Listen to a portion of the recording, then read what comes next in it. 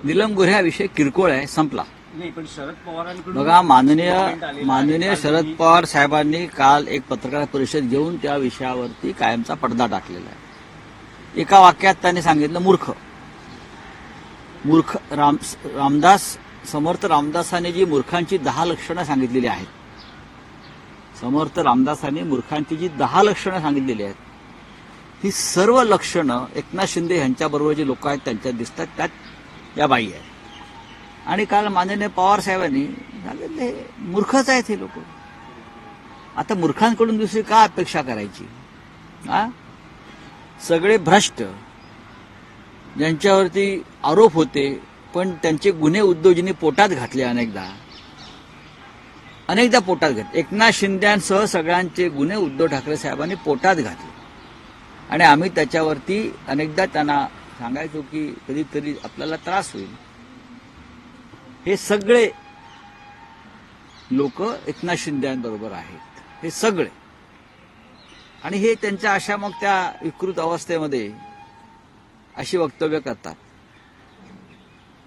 या प्रत्येकाला माननीय उद्धव ठाकरे साहेबांनी, त्यांच्या आधी माननीय बाळासाहेबांनी भरभरून दिलेलं आहे, भरभरून दिलं आहे. त्यात आम्ही सुद्धा आहोत, सगळे आम्ही कृतज्ञ आहोत. आता तुम्ही गेलात ना, मग तुमचं का असं तिकडे काम करत राहा. काल माननीय देवेंद्र फडणवीस राज्याचे मुख्यमंत्री यांनी एका मंत्र्याला दम देताना सांगितलेलं आहे, पीए आणि ओएसडी नेमण्यासंदर्भात 16 जी यादी आली मंत्र्यांकडून, त्यातले 16 जण हे दलाल आणि फिक्सर होते. 16 जण दलाल आणि फिक्सर होते.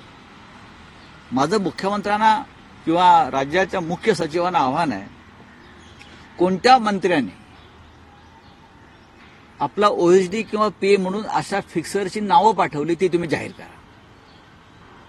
महाराष्ट्राच्या हितासाठी, in the interest of state, in the interest of public, की हे कोण फिक्सर आहेत. आणि या फिक्सर किंवा दलाल, पीए यांची जी नावं पाठवली, माझ्या माहितीप्रमाणे हे सर्व मंत्री हे शिंदे गटाचे आहेत, म्हणजे अमित शहाच्या पक्षाचे आहेत, हे त्यांच्याच पक्षाचे आहेत. शिंदेचा पक्ष अमित शहाचा पक्ष आहे. हे सगळे फिक्सरची जी नावं आहेत ही शिंदे गटाकडून, मंत्र्यांकडून गेलेली सगळे.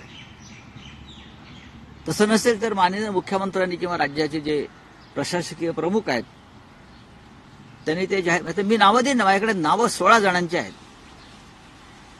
16च्या 16. सगळे शिंदेचे मंत्र्यांची ओळखी 16च्या 16,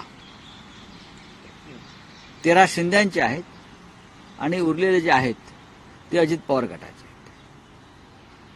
आता मी मागे म्हणलं की अजित पवार जे आहेत यांना त्यांच्या मर्यादा माहीत आहेत. मुख्यमंत्र्यांच्या जे अधिकार आहेत त्याचं ते पालन करतात. अजित पवार हे पाप धुवायला प्रयागराजला गेले नाहीत. त्यांना माहिती आहे महाराष्ट्रामध्ये सुद्धा अनेक पवित्र नद्या, तीर्थस्थळं आहेत. काही लोकांनी इतकं पाप केलंय, गेल्या 2.5 वर्षात त्या पापाचा कडेलोट झाला आणि ते मग गेले. पण ह्या सगळ्यांचे जे फिक्सर पीए आणि ओएसडी होते त्यांना रोखल्याबद्दल आणि महाराष्ट्राचं संभाव्य नुकसान टाळल्याबद्दल मी माननीय मुख्यमंत्री देवेंद्र फडणवीस यांचं अभिनंदन करतो. अत्यंत कठोर निर्णय ते घेत आहेत. जरी आमच्यात राजकीय मतभेद असले तरी राज्याच्या हिताच्या घेतलेल्या अशा निर्णयांना आम्ही पाठिंबा देतो. पण राऊतसाहेब, यंदाचे मुख्यमंत्री देवेंद्र फडणवीस हे वेगळे पाहायला मिळतात. शिस्त लावण्याचा एकूण त्यांचा प्रयत्न दिसतोय. मग ती आर्थिक नियोजन असेल, आर्थिक शिस्त संदर्भातली महाराष्ट्राला गेल्या 2.5-3 वर्षामध्ये जे घटनाबाह्य सरकार होतं त्या काळामध्ये महाराष्ट्रात आर्थिक अराजक माजवलं गेलं. म्हणजे 500 कोटीचं टेंडर असेल तर ते 5,000 कोटीपर्यंत वाढवायची कामं केली आणि त्याचे कंत्राटदाराकडून, ठेकेदाराकडून टेंडर निघण्याआधीच, वर्क ऑर्डर निघण्याआधीच 500 कोटी 600 कोटी घेऊन मोकळा व्हायचं. अशा सगळ्या कामांना राज्याचे विद्यमान मुख्यमंत्री देवेंद्र भाऊ फडणवीस यांनी स्थगिती दिल्याचं मला समजलं, आम्हाला समजलं. ही सुद्धा लूट महाराष्ट्राच्या तिजोरीची त्यांनी रोखलेली आहे. हे योग्यच आहे. हा ठेकेदारीच्या भ्रष्टाचारातून मिळालेला पैसा आहे. हाच राजकारणामध्ये टाकायचा, त्यातून राजकारण करायचं. भ्रष्टाचाराचा पैसा राजकारणातून परत भ्रष्टाचार, हे चक्र जर देवेंद्रजी थांबवायचा प्रयत्न करत असतील तर ते महाराष्ट्राच्या संदर्भात उत्तम काम करतात. मस्साजोगमध्ये कंपनीने अधिकाऱ्यांवर MMRDच्या अधिकाऱ्यांवर भ्रष्टाचाराचे आरोप केलेले आहेत. फ्रेंच इंजिनिअरिंग कंपनी ही MMRDचे महत्त्वाचे प्रोजेक्ट हे आम्ही वारंवार सांगतो आहोत ना. MMRD मध्ये काय चाललंय, MSSRDC मध्ये काय चाललंय, MIDC मध्ये काय चाललंय, शिक्षण खात्यात काय चाललंय, सामाजिक न्याय खात्यात बरं का गोरगरिबांची मुलं आहेत तिथे काय चाललंय. एक दिवस धाडी घातल्या, पुढे काय, पुढे मी सांगेन काय आहे ते. आम्ही सांगू, आमचे विधानसभेत अधिवेशनात लोक सांगतील काय चाललंय कुठे ते. आणि स्विस कंपनीने जो आरोप केलेला आहे तो 100% सत्य आहे, 100% सत्य आहे. राऊत साहेब, आणखी एक विषय होता की काल पवार साहेबांना विचारण्यात आलं होतं धनंजय मुंडे आणि कोकाटेंच्या राजीनाम्याबद्दल, नैतिकतेच्या आधारावर त्यांनी राजीनामा द्यावा का. तर त्यांचं असं विधान होतं की नैतिकतेचा आणि या मंत्र्यांचा काही संबंध आहे का, असं आहे. आत्मसन्मान असेल तर यांनी पदावरून दूर व्हायला बघा, या सरकारच्या आसपास नैतिकता फिरत नाही असं मी बोललो. मी जेव्हा म्हणतो की भारतीय जनता पक्षाच्या आसपास नैतिकता फिरत नाही, घाबरते फिरायला, याचा अर्थ असा आहे की जे सरकार त्यांच्या नेतृत्वाखाली सुरू आहे त्या सरकारच्या आसपास नैतिकता बरं का कुठे फिरताना तुम्हाला दिसणार नाही. नैतिकता, प्रतिष्ठा, स्वाभिमान अजिबात नाही. आत्मसन्मानाची गोष्ट पवार साहेबांनी केलेली आहे. या सरकारला कोणताच आत्मसन्मान नाही. आणि सरकारमध्ये जे मंत्री आहेत ज्यांच्यावर भ्रष्टाचाराचे, खुनाचे आरोप आहेत त्यांच्याकडे ते असण्याची शक्यताच नाही. राऊसाहेब, आज सुप्रीम कोर्टात महापालिका निवडणुकांसंदर्भात सुप्रीम सुनावणी आहे. तुम्हाला असं वाटतं आज तरी काही हे सुप्रीम शब्द आपण अनेक वर्ष ऐकतो आहोत. सुप्रीम सुनावणी, सुप्रीम सुनावणी. आमच्या 40 आमदारांच्या संदर्भात सुद्धा सुप्रीम सुनावणी, आमच्या पक्षाचं नाव चिन्हाबाबत सुद्धा सुप्रीम सुनावणी, बरं का. पण ही सुप्रीम सुनावणी न करताच मुख्य न्यायाधीश पळून गेले, रिटायर झाले, निवृत्त झाले. आता कुठे जातात, काय करणार, त्यांना कोणतं पद सरकारमध्ये मिळतंय की लंडनला जाऊन स्थायिक होत आहेत, पाहावं लागेल. तुम्हाला काय वाटतं, उन्हाळ्यात होतील निवडणुका महापालिकेच्या आज की तरी होऊ शकेल का सुनावणी? कारण आज मला असं वाटत नाही. सुनावणीवर भवितव्य आहे. नाही, न्यायालयावरती राजकीय निर्णयाबाबतीत आमचा विश्वासच राहिलेला नाही. राजकीय जे निर्णय आहेत अशा पद्धतीचे आमदारांच्या अपात्रतेसंदर्भात, महापालिकांच्या निवडणुकासंदर्भात, हे राजकीय दबावाखालीच, सरकारच्या दबावाखालीच घेतले जातात.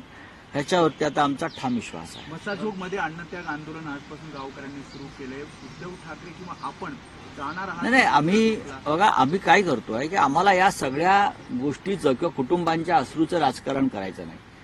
आमच्या पक्षामध्ये वारंवार किंबहुना रोजच संतोष देशमुख आणि सूर्यवंशी यांच्या हत्येवर आणि त्यांच्या कुटुंबावर चर्चा होते. आम्ही विधानसभेत असू, आपल्या माध्यमातून आमचे विषय मांडतो आहोत.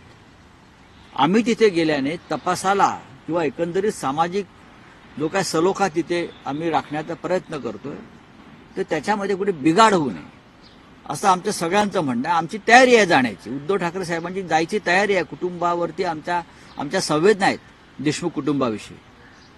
हे जे महाशय आहेत कोणी धस, ते म्हणतात ठाकरे साहेब येऊन काय करणार, तुम्ही काय केलं 2 महिन्यात, तुम्ही काय केलं ते उघडं झालंय ना, अजून बरंच उघडं व्हायचं आहे. आम्ही पाहतोय विधानसभेच्या अधिवेशनात काय होत आहे. आजही मला असं वाटतं देवेंद्र फडणवीस हे अत्यंत संवेदनशील रीतीनं या सगळ्या विषयाकडे पाहत आहेत.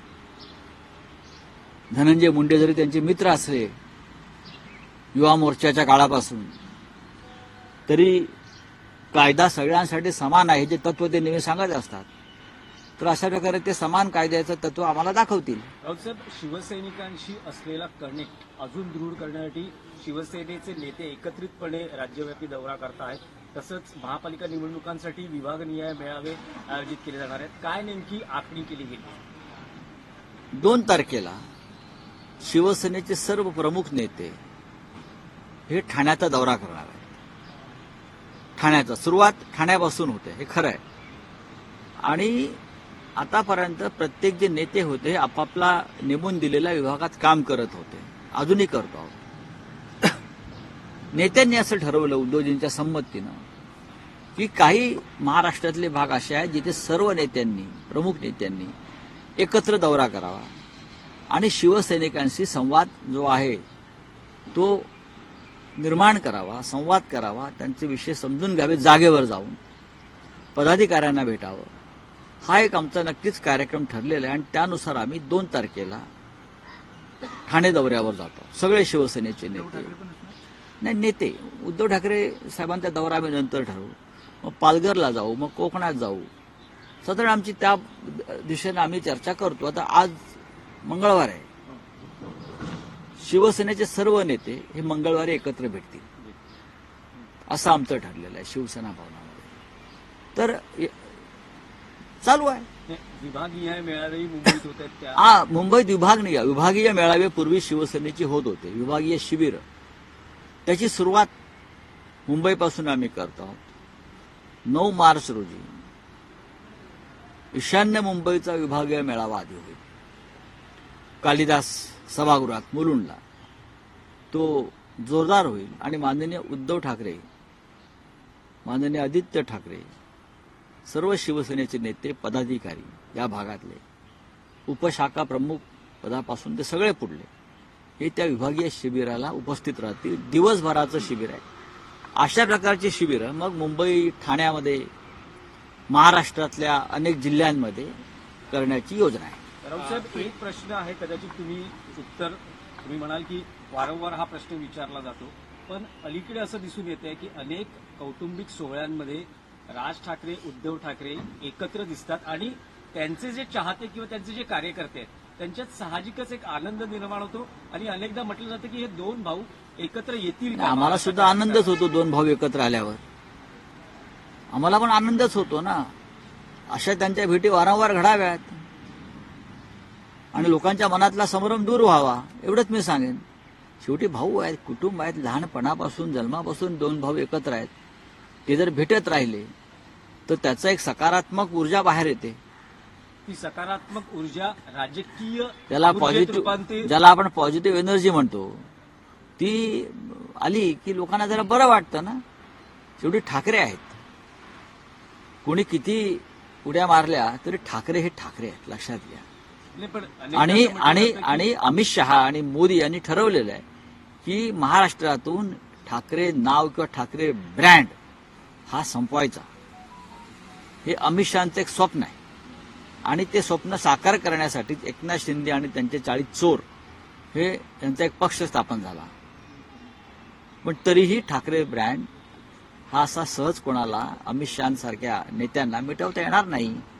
तुमच्या हातामध्ये न्यायालय, चुनाव आयोग वगैरे काय असलं तरी ठाकरे हे मी परत सांगतो, नाही, पण ठाकरे राऊत ठाकरे साहेब, आहेत. असं म्हटलं जातं की 2 भावांना एकत्र आणण्याचं कौशल्य जर आता कोणामध्ये असेल तर ते संजय राऊतांमध्ये, कारण ते दोघांचेही मित्र राहिलेले आहेत. प्रश्न मित्र असण्याचा नाहीये. प्रश्न आता हा तो राजकीय आहे आणि आमच्यामध्ये व्यक्तिशः जी नाती आहेत, भावांचं नातं असेल, मित्रत्वाचं नातं असेल, त्याच्यामध्ये आमच्यामध्ये कुठे वाद नाहीये. महाराष्ट्राच्या शत्रूशी कोणी हात मिळवणी करू नये ही आमची भूमिका आहे. ज्याने हिंदुहृदय सम्राट बाळासाहेब ठाकरे यांनी मराठी माणसासाठी स्थापन केलेल्या शिवसेनेचे तुकडे केले, तो पक्ष विकत घेतला आणि विकत घेतलेला पक्ष शिंदेच्या हातात सोपवला. अशा प्रवृत्तीशी कोणत्याही प्रकारे कोणी संबंध ठेवू नये, हात मिळवणी करू नये ही आमची भूमिका आहे. हे महाराष्ट्राचे शत्रू आहेत. तेव्हा कोणत्याही ठाकऱ्यांनी महाराष्ट्राच्या शत्रूशी अशा प्रकारे हात मिळवणी करणं म्हणजे महाराष्ट्राच्या 106 हुतात्म्यांशी बेईमानी करणं ही आमची भूमिका आहे. चला बोलिये. इतिहासकार इंद्रजित सावंत यांना दिल्ली में स्पेशल सेशन शुरू है विधानसभा का, उसके कैग की जो रिपोर्ट है वो आज टेबल की जाने वाली है। भारतीय जनता पार्टी ने इस कैग रिपोर्ट को चुनाव प्रचार में इस्तेमाल किया था अरविंद केजरीवाल के खिलाफ, शराब घोटाला हो या शीश महल में रहना हो। देखिए, आप बदले की राजनीति शुरू होगी। ये एक चक्र होता है, दुष्ट चक्र होता है। जब कोई सरकार जाती है और नहीं आती है तो पहले वाले सरकार की जो खामियां होती है, जो काम किया होता है, चाहे अच्छा हो बुरा हो, उसकी जांच लगाओ, उनको आरोप करो, उनको गिरो। ये होता है, ये होता रहेगा। आम आदमी पार्टी को उससे सामना करना पड़ेगा, संघर्ष करना पड़ेगा। आम आदमी पार्टी की सरकार ने भी अच्छा काम किया है। जो काम करता है उसके ऊपर आरोप होते हैं। आत्मसम्मान रखने के लिए कोई भी अपना इस्तीफा देता है। प्रयागराज में एकनाथ शिंदे कल प्रयागराज में गए, उन्होंने वहाँ जो है कुंभ में स्नान किया। दूसरी तरफ उन्हीं जहाँ के वो पालक मंत्री थे वहाँ पर थाने में उल्लासनगर करके इलाका है, वहाँ पर एक डॉक्टर की मृत्यु हो गई है क्योंकि पॉटहोल्स में उनकी गाड़ी स्किट हो गई और उसके बाद उनको अपनी। आप उनको जाकर पूछिए ना, उनका बेटा वहाँ एमपी है, उनको जाकर पूछिए। आप जो बोलते हैं ना कि मैं ऐसा काम किया, मैंने इतना काम किया, मैं बहुत बड़ा विकास पुरुष हूँ, तो आप जाकर उनका बेटा वहाँ एमपी है, उनकी सरकार है, ये सवाल उनसे पूछिए। बार बार वहाँ इस प्रकार की हत्याएं, एक्सीडेंट क्यों हो रहे हैं, लोग क्यों मरे जा रहे हैं। कल एक वहाँ जनता दरबार हो गया गणेश नाइक जी का, वो भी मंत्री है, उनसे जाकर पूछिए। ये सवाल आप हमसे पूछते हो, कभी जाकर ये सवाल आप सरकार के मंत्रियों को पूछिए। आत्मसम्मान रखने के लिए जो है अपना इस्तीफा शिवसेना देना जरूरी है। आत्मसम्मान की बात और नैतिकता की बात इस सरकार के साथ नहीं जुड़ी है। ये सरकार के आसपास नैतिकता और आत्मसम्मान ये शब्द आते नहीं, आसपास टहलते नहीं। तो उनसे आप नैतिकता और आत्मसम्मान की बात क्या करेंगे, जिनके ऊपर हत्या और भ्रष्टाचार के घृणास्पद आरोप है, एविडेंस है, हाँ, और जिनकी हत्याएं हुई है, उनके बच्चे न्याय के लिए आज भी सड़क पर बैठे हैं। लेकिन जिस मंत्री के ऊपर आरोप है वो कैबिनेट में जाकर बैठा है खुलेआम, तो कौन सी नैतिकता है। तो सुप्रीम कोर्ट का आज बनपा इलेक्शन को लेकर सुनवाई है। आप देखेंगे, हमें तो कोई अपेक्षा नहीं है, ये राजनीतिक निर्णय होते हैं।